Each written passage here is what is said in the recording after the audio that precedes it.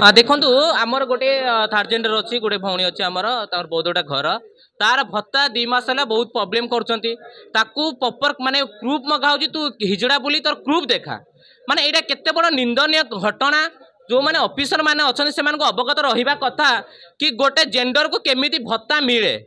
कौन कौन उपाय कले कौन कौन से संघर्ष पर भत्ता मिले एमाने प्रॉपर वे न जाणिकी गोटे गाँव में से माने भत्ता पाए हिजड़ा बोली डॉक्यूमेंट मागुंट एवं गाँ सारा हाउलिंग ना तू डुप्लिकेट मुझे फोन भी करी मत से फेक होते तुम गोटे ऑफिसर जब आम मान फेक कह जनसाधारण लोक आमको कौन कहे माने केते दिन आम एमती निजर अधिकार लड़ाई करूबू निहाती भाव में लोक कहले किन्नर मैंने रास्ता कड़ छिड़ा हेले किन्नर मैंने एठी छिड़ा हेले किन्नर मैंने सेक्सुआल कले ऑब्वियसली करेंगे करने आपण मैंने बाध्य करमर ए एसएससी ग्रुप मोर भौणी अच्छी एसएससी ग्रुप कम आमर दिया ही जाऊनी 50 थर धरदे होगला एसएससी ग्रुप पैसा जहाँ आस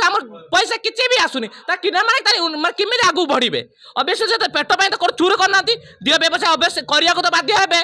जो पेट भूक पुड़ी जो उपाय शून्य हो आजीवन किसी भी मिललानी से 24 वर्ष पड़ेगा एवं आसला कि भी ना